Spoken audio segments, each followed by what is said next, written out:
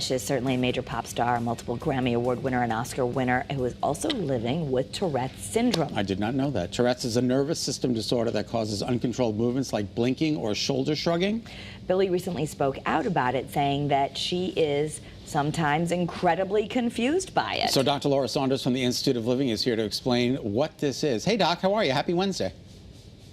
Hello, friends. Happy Wednesday. Great to be here. I know. I actually have. I knew a couple of people with Tourette's when I was early in the business, and they struggled. It was a difficult disorder.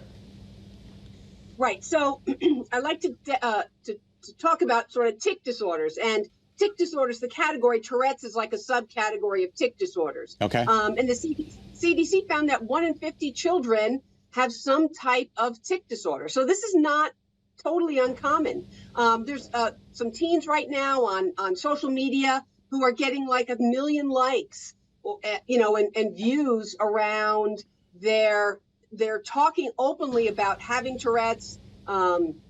So it is something to be talked about more openly in our efforts to talk about all mental health issues more openly, because tic disorders are classified in the Diagnostic and Statistical Manual as a mental health neurodevelopmental disorder, actually. Yeah, so tell us a little bit more about what it is, because I guess boys are more likely to have it than girls, but many of these kids even go undiagnosed. Right. So a lot of times you might just think, oh, my child seems to sniff a lot, or he seems to jerk his head to the side, or he seems to have a click of his fingers, or so you might not even realize sometimes it's a cough. There's two kinds of tics. There's verbal tics and there's motor tics. So like eye blinking or moving your head to your shoulder, those would be motor tics. Grunts or something coming from your throat is a vocal tic. So simple tics are usually just motor tics. It's not uncommon that kids get them. They can be exacerbated by anxiety and stress. Doctors did see an increase in them during COVID because of all the stress that we were all under. So a simple tic can come and go in about a year. It's tics that last longer than a year that we want to keep an eye on. But bring it to your pediatrician. Just be mindful that cough or that grunt or that sniff or that kind of head jerk may in fact be a tic. What are there medications that can help a person? What's the treatment for this? So there are treatments out there. It really depends on how severe it is and how much it's negatively impacting someone's life.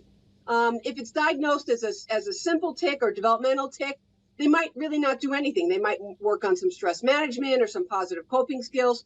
If it's a more complex tic or Tourette's, which again is both a verbal tic and a motor tic, there are some treatments. Cognitive behavioral treatment really is often the treatment of choice to really work on thoughts. You may not be able to totally eliminate them, but to sort of decrease their frequency, because what people describe is it's like a pressure inside of them. And that pressure builds up in the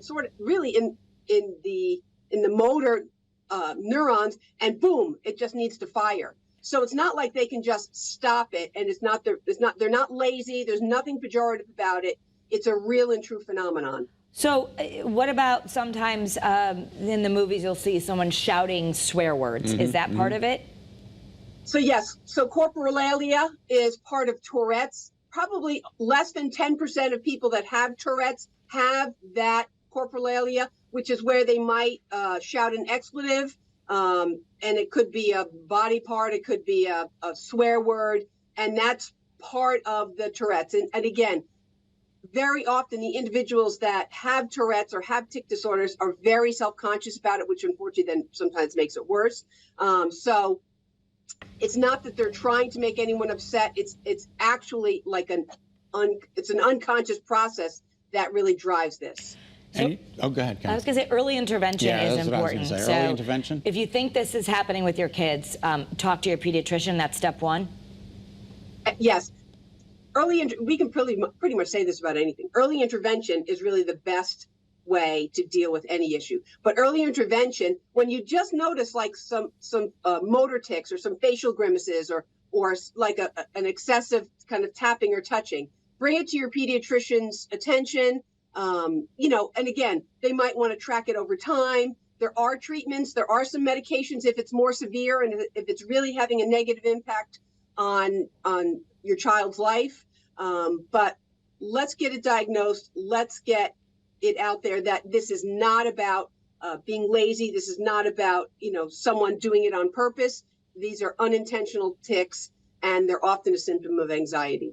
All right, thanks, Doc. We appreciate your time bringing this to our attention. It's an incredible, debilitating. What am I trying to say?